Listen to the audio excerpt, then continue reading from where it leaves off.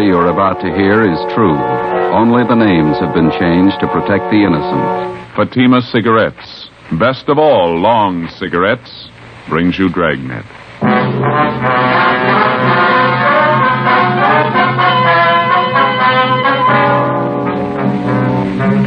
You're a detective sergeant. You're assigned to missing persons detail. A 10-year-old boy disappears from his home in a remote section of the city. 2 nights and 2 days pass. There's not a trace of the boy. Your job, find him. Friends, compare Fatima with any other king-size cigarette. You'll find a world of difference.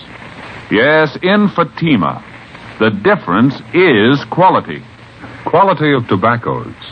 The finest domestic and Turkish varieties. Extra mild, superbly blended. To give you a much different, much better flavor and aroma. Quality of manufacture. Smooth, round, perfect cigarettes. Rolled in the finest paper money can buy. Manufactured in the newest and most modern of all cigarette factories. Quality. Even to the appearance of the bright, clean, gold and yellow package. Carefully wrapped and sealed to bring you Fatima's rich, fresh, extra mild flavor. So compare Fatima yourself today. You'll find Fatima's now cost the same as other long cigarettes, but your first puff will tell you... Ah, that's different. Yes, in Fatima, the difference is quality. Buy Fatima.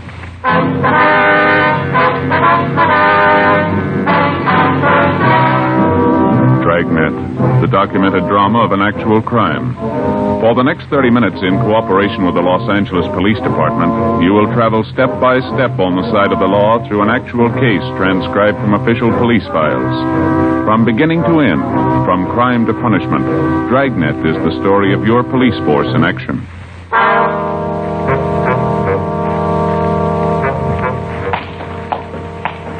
It was Wednesday, August 4th. It was hot in Los Angeles. We were working the day watch out of Juvenile Bureau. My partner's Ben Romero. The boss is Inspector Bowling. My name's Friday. We were on the way out from the office, and it was 2:25 p.m. when we got to Bowers Avenue, number 1218. Yes. Police officers, ma'am, we'd like to see Mr. Sherman. Oh, certainly, officers. Won't you come in? Thank you very much. I'm Mrs. Keller from next door. I saw you around here yesterday. Yes, ma'am. Came over this morning, look after poor Mr. Sherman. Yes, ma'am. Well, how's he feeling today? Not too well. Fixed him some nice chicken broth for lunch, and then I helped him in his wheelchair and took him out in the backyard out in the sun. Good hot sun. It's wonderful for his legs. He has arthritis, you know. Yes, so we understand. Wonder if we could talk to him, Miss Keller. Oh, yes, I guess you have to. He's still out in the back sleeping in his chair last time I looked. Seemed ashamed to disturb him. Well, he called us at the office, said he wanted to see us as soon as we could make it out here. Was it about his grandson, Jimmy? They found him yet? No, ma'am. Searching party's combing the area. There's still no trace of the boy. Did any of the other officers who were out here covering the neighborhood talk to you, Miss Keller? Oh, yes. There was Mr. Lorman, Detective Lorman. Yes, ma'am. I told him everything I knew about Jimmy's disappearance. It was right after dinner hour on Monday. About 6:30 last time I saw Jimmy. I see. I came out the side door to empty the garbage, and I saw Jimmy hiking up the side of the hill there, just in back of the house, all by himself. Nice boy. As far as you know, Mrs. Keller, Jimmy is Mr. Sherman's only living relative. That's right. His only relative, his only grandchild. Mm-hmm. Jimmy's mother and father were killed in an auto wreck. That was 3 or 4 years ago. Sherman's had a terrible auto tragedy. Jimmy and his grandfather, they're the only ones left. You can't think of any reason why the boy would want to leave his grandfather, can you? None at all. Mr. Sherman's a wonderful man.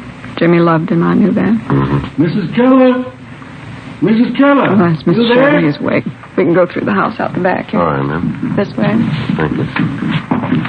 Go ahead, ma'am. Yeah, okay.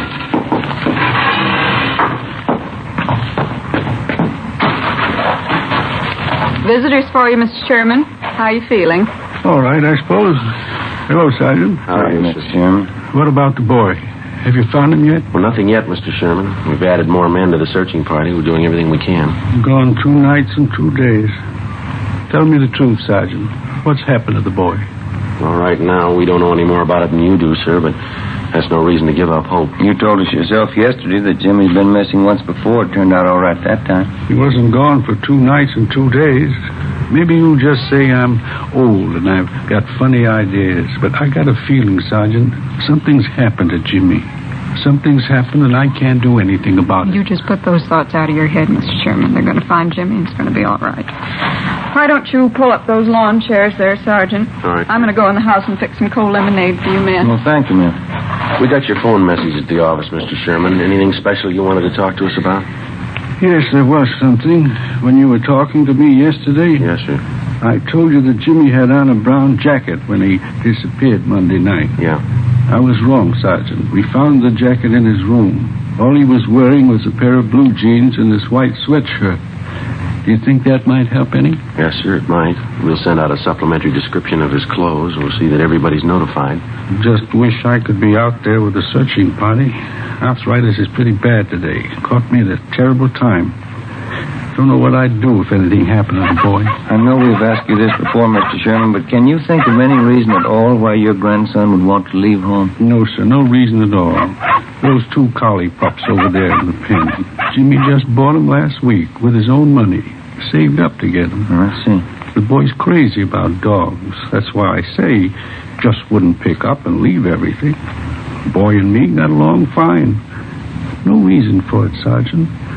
Something's happened to the boy. I just got a feeling. Officer, Yes, ma'am? a telephone call for either one of you. I get it, Ben. I'll be right back. Yeah, right.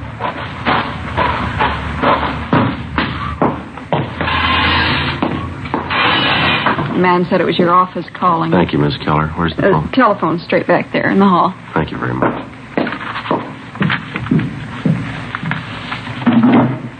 Friday talking. This is Bowling, Joe. Just heard from the search party up in the hills. Oh, did they find something? Yeah, in the Elysian Park area by the upper reservoir. Uh-huh. Found a pair of kids' trousers right by the edge of the water. What kind of trousers? Blue jeans, nothing in the pockets. They'll start dragging for a body as soon as they get the equipment.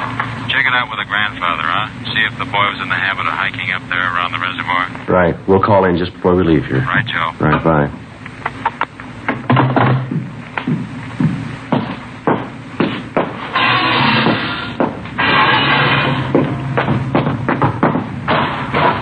Well, there's your lemonade, Sergeant. Just poured it for you. Nice and cold. Thank you, ma'am. What was it, Sergeant? Something about the boy? Well, nothing definite, no, sir. Just a report on the search party. They're still up in the Elysian Park area. Oh, I see.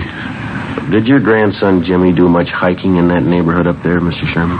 Yes, I think he did. Likes to hike up there around the reservoir. Why?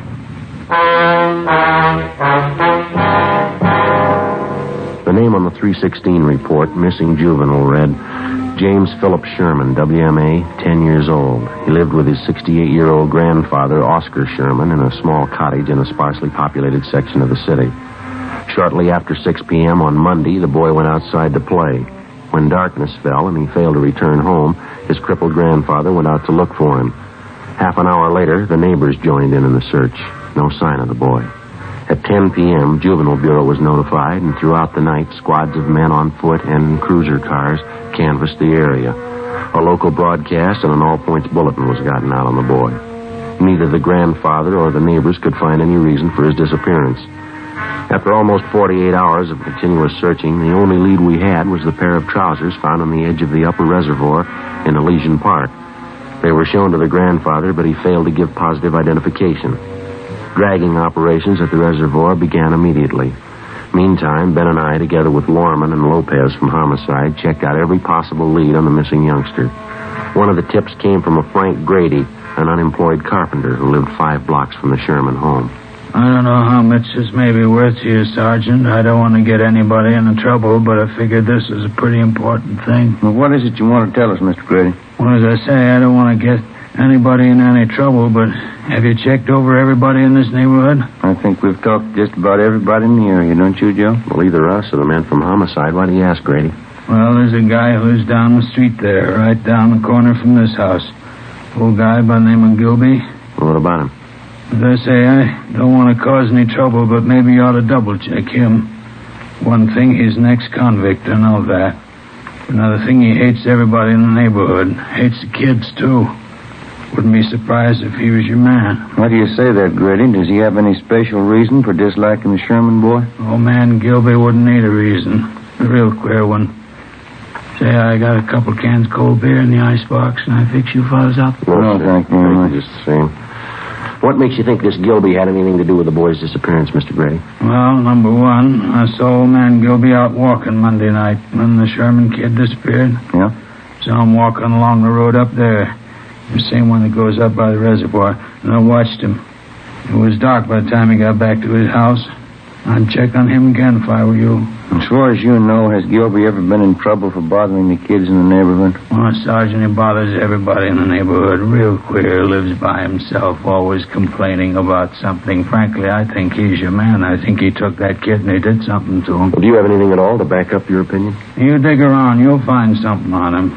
There's no good, no bet on it. I've had a couple of run-ins with him myself. He just isn't any good, that's all. Well, all right, Grady. Thanks for the tip. We'll be sure and double-check on the man. You won't tell him where you got the tip, though, huh? Like I say, I've had run-ins with him before. It might cause trouble. No, he won't know where we got it. Thanks again. Okay, Sergeant. It's a pretty important thing. I didn't want to make anybody look bad, but the old man's just no good. Now, you understand that, don't you? Sure, Grady. We understand. As a matter of routine, we double-checked on Grady's neighbor, Mr. Harold Gilby. We found out that he had no jail record and that he had been at work on Monday from 3 to 11 p.m. He could have had no direct connection with the Sherman boy's disappearance, no more than Grady himself could have had. The so-called tip he'd offered us was like 100 other phony leads in 100 other cases. Spiteful, small-minded neighbors trying to use a tragic situation to work out their jealousies and prejudice on somebody that they didn't get along with in the neighborhood. The search continued. So did the hot weather. Friday, August 6th. No sign of the missing boy. The temperature climbed into the mid-90s. Dragging operations at the reservoir went on. Saturday, August 7th. More legwork. More hot weather. By noontime, Ben and I had run down the last lead we had on 10-year-old Jimmy Sherman. Went nowhere. 1 p.m., we headed back for the office to check with Inspector Bowling. These are the days when I wish I had a little swimming pool in my backyard. Sure be nice to go home to. Yeah, well, save your money. No, it doesn't cost so much.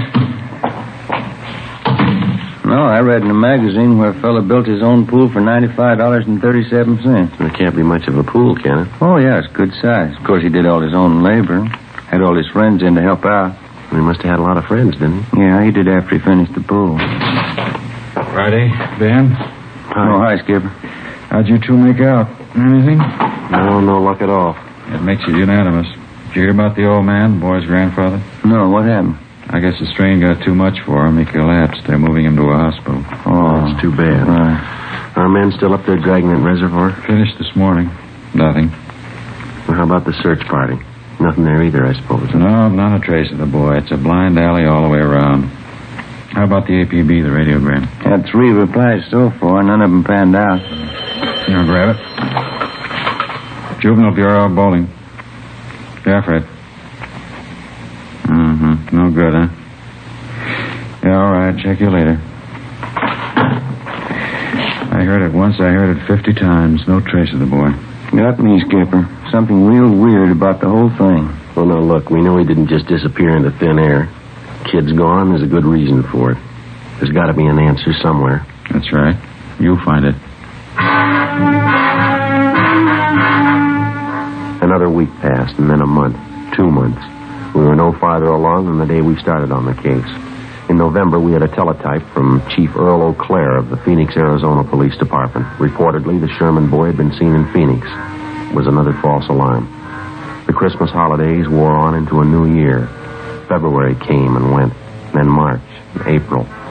Tuesday, May 3rd, 1:40 p.m. Ben and I got a call to check in with Inspector Bowling. This telegram just came in from Dayton, Ohio. Have a look. Thank you. Let's see, Joe. What is it? Jimmy Sherman. They found him. 9 months had gone by, almost to the day, since the Sherman boy had disappeared. The grandfather was contacted immediately. When he was told his grandson had been found and that he was safe, the old man was unable to answer. He broke down and wept.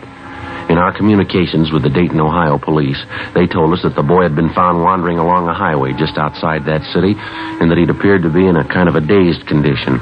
The boy told the Dayton officers that he'd been kidnapped a short distance from his home in Los Angeles by a man in a blue sedan. He gave them detailed descriptions of both the man and the car.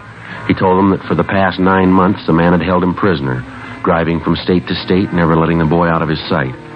He said the kidnapper told him on several occasions that he was holding him for ransom and that he was waiting to get money from his grandfather. On May 8th, the youngster was returned to Los Angeles and reunited with his grandfather. On May 10th, we got a call from the grandfather that he wanted to talk to us. Ben and I drove out to see him.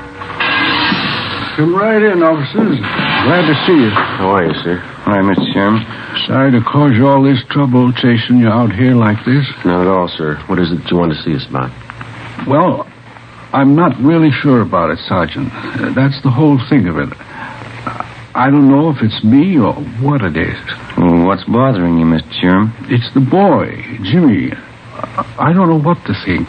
Well, how do you mean, sir? He's all right, isn't he? We saw him as we drove up, playing out in the backyard, and the doctor checked him over. No, it's not that. The boy's healthy enough. Nothing wrong with him. Well, then what is it, sir? Maybe it sounds a little weird to you, but I'm just not sure. You're not sure of what? That boy out there, Sergeant. I'm not sure he's really my grandson.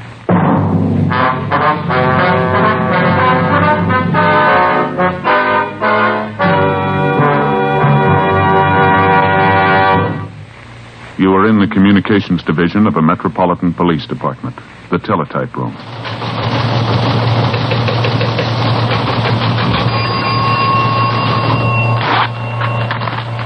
.43, LOS 52951, 12:03 p.m. APB, WMA 150, 5'6", dark hair, dark eyes, wearing gray suit, no hat. Suspect is wearing glasses. Heavy build, 22 years. Suspect is armed with blue steel revolver. Any information? Forward. You have just heard a teletype description of a suspect. This information will apply to many, but careful screening will eliminate all but one. You'll find the same is true when you examine king-size cigarettes. Careful screening will eliminate all but Fatima. Compare Fatima. Fatimas are the same length as any other king-size cigarette, 85 millimeters. Fatima has the same circumference, 1 1/64 inches around. And Fatima filters the smoke exactly the same long distance as other king-size cigarettes, but in Fatima the difference is quality. Fatima gives you extra mildness, a much different, much better flavor and aroma. You get all the advantages of extra length, plus Fatima quality, which no other king-size cigarette has. So compare Fatima yourself. Your first puff will tell you... Ah, that's different. Yes, in Fatima, the difference is quality. Best of all, long cigarettes.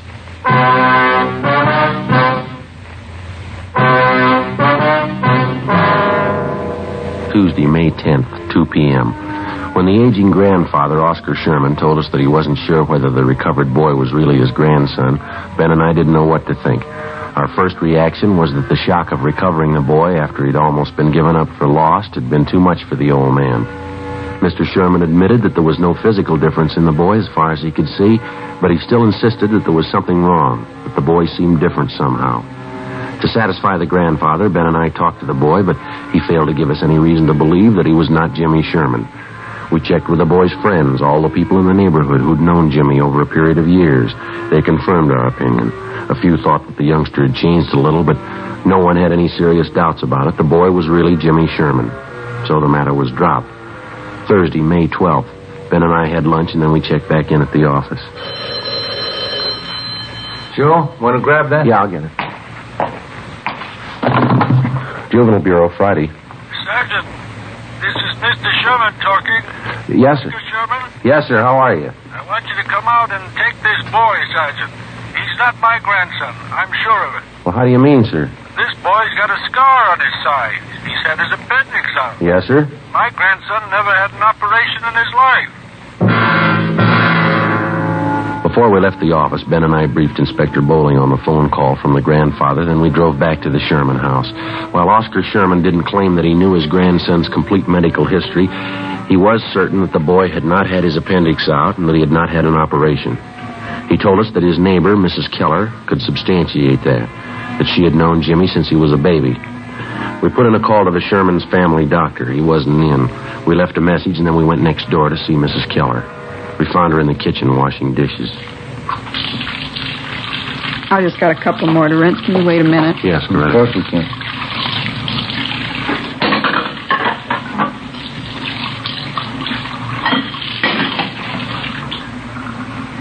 No, to tell you the truth, Sergeant, I just don't know what to think about Mr. Sherman. Maybe the whole thing was too much for him. His mind's going back on. Well, to your knowledge, Mrs. Keller, was the boy ever operated on? No, not as far as I know. But it's possible he did have an operation. I didn't hear about it. Sergeant, as far as I'm concerned, that boy's Jimmy Sherman. I don't know what his grandfather's up to with all that silly talk. Well, if it's not really the boy, we won't have too much trouble finding the truth. There's no question in my mind. Of course it's Jimmy. Why, when he was over here the other day, he talked about the party I gave for him one Halloween. He even remembered the children who were there. Mm-hmm. Are the other neighbors as sure about the boy as you are? Just about. Miss Foster down the street. Jimmy was in to see her yesterday. He talked about some changes she'd made in her living room, asked her about some relatives she has living out of town. Mm-hmm. Come to think about it, Jimmy even remarked on that new trailer rose I planted out in front. Besides, there's the boy's dogs. Why, they knew that youngster the minute he set foot in the yard. Yes, ma'am. Well, thank you very much, Mrs. Keller. If we have any more questions, we'll contact you. Is that all right? All right, Sergeant. Couldn't fix you a cup of coffee, could I? No, thanks, Mrs. Take Keller. your time now. Poor old Mr. Sherman. I don't know what to make of it. He's so mixed up. Yes, ma'am. So are we. We left the neighbor, Mrs. Keller, and went back next door to the Sherman house. The grandfather told us that the family doctor hadn't returned our call yet. At 3:30 p.m., the boy came home from school, changed his clothes, and went out into the backyard to play. We figured we had nothing to lose in talking to the boy again. We found him in the small workshop at the rear of the garage where he was sawing on a piece of plywood with a hacksaw. We talked to him for about 20 minutes. It was no different than the first time we interviewed him. He was relaxed and talkative. Say, would you hand me that hammer there, officer? Oh, yeah. Yeah, here you go. Thanks. Well, if I ever get this thing finished, it's going to be the best coaster around here. These are the wheels I'm going to put on it. Pretty good, aren't they? Yeah, they look fine, son. You like building things, coasters and things like that? Oh, yeah, I like it all right. It's fun. Your granddad says you've changed quite a bit since you got back, Jim. Says you didn't like working around the shop here before. Well, I guess I don't really. You know, once in a while I like to come out and fool around. Mm-hmm. Have you seen Mr. Barlow down the street since you've been back? Mr. Barlow? No, I went down to see him, but he wasn't home. Maybe I'll go down and see him tomorrow. His name isn't Barlow, is it, Ben? I thought it was Robinson. Oh, yeah, that's right, Mr. Robinson. Sometimes I forget. How do you and your grandfather get along, Jim, all right? Oh, sure, every once in a while looks kind of funny at me. I don't know. I guess he's still worried about that man taking me away and all. Uh-huh. How you been feeling lately, Jim, okay? Sure, I feel fine. Hardly ever get sick. That's good. You ever been in the hospital, son? Uh-huh, just once. Had my appendix out. I hate hospitals. Can I have that can of nails there, please? Oh, yeah. Yeah, here you are. Gotta make this good and strong, you know. I'd like to ask you a question, son.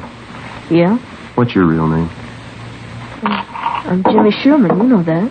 No, I'd like to have the truth, son. Who are you? You must be fooling, officers. You know who I am. Jimmy Sherman. No, Jimmy Sherman never had his appendix out, son, but you did, and you've got a scar to prove it, haven't you?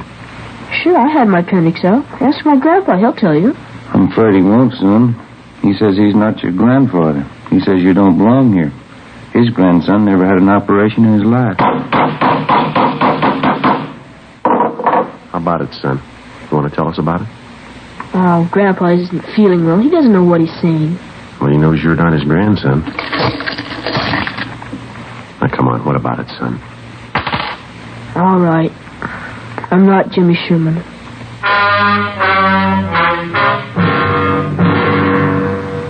He told us his real name was Donald Rush.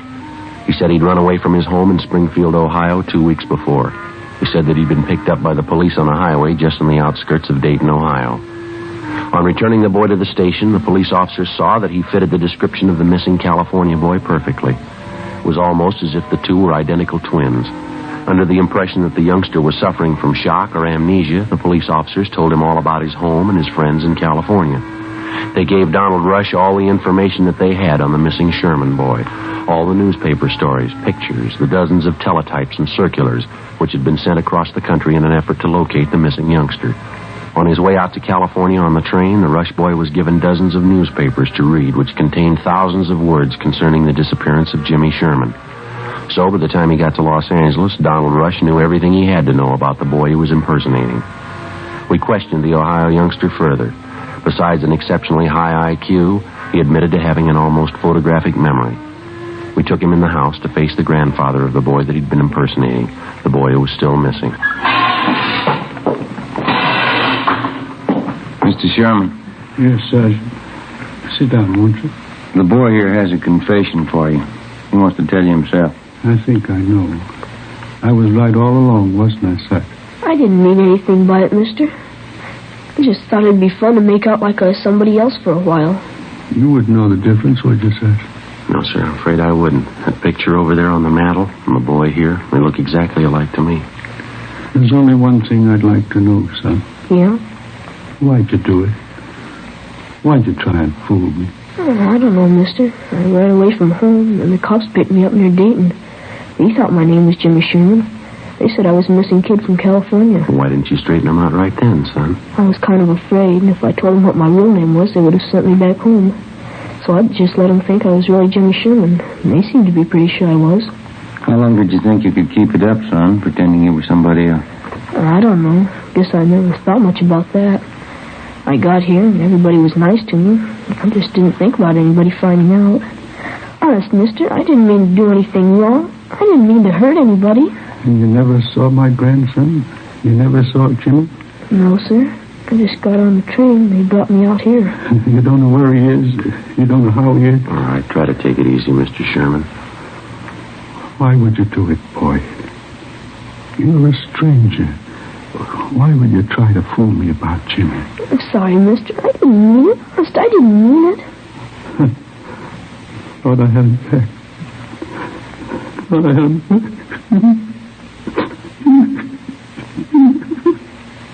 Come on, Ben.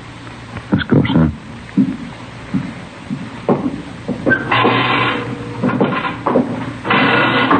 I didn't want to make him cry like that, Sergeant. Honest, I'm sorry. Couldn't you just let me stay here with him? No, I'm afraid not, son. I don't do anything wrong. Don't you think I could just stay here with him? I'll go right back in there now and tell him I'm sorry.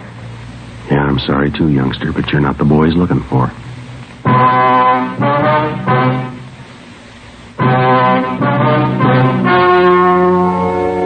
The story you have just heard was true. Only the names were changed to protect the innocent. On Wednesday, May 20th, a meeting was held at the Juvenile Bureau, City and County of Los Angeles, State of California. In a moment, the results of that meeting. And now here is our star, Jack Webb. Thank you. Friends, I hold in my hand a new pack of Fatimas. All I need to prove that Fatima is the best of all long cigarettes. Now here, on the side, you'll find this statement. Fatima contains the finest Turkish and domestic tobaccos, superbly blended to make Fatima extra mild. Fatima gives you all the advantages of extra length, plus Fatima quality, which no other king-size cigarette has. So tomorrow, buy a pack of Fatimas. I know you'll find that in Fatima, the difference is quality.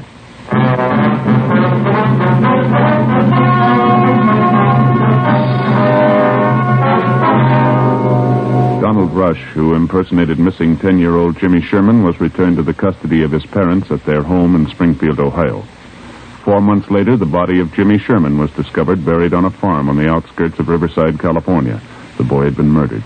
His killer, a farmer in the neighborhood, was subsequently apprehended and brought to trial.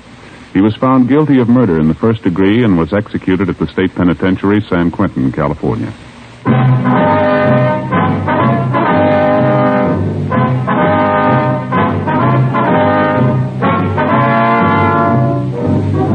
have just heard Dragnet, a series of authentic cases from official files. Technical advice comes from the Office of Chief of Police W.H. Parker, Los Angeles Police Department. Fatima Cigarettes, best of all long cigarettes, has brought you Dragnet, portions transcribed from Los Angeles. Stay tuned for Counter Spy, next over most NBC stations.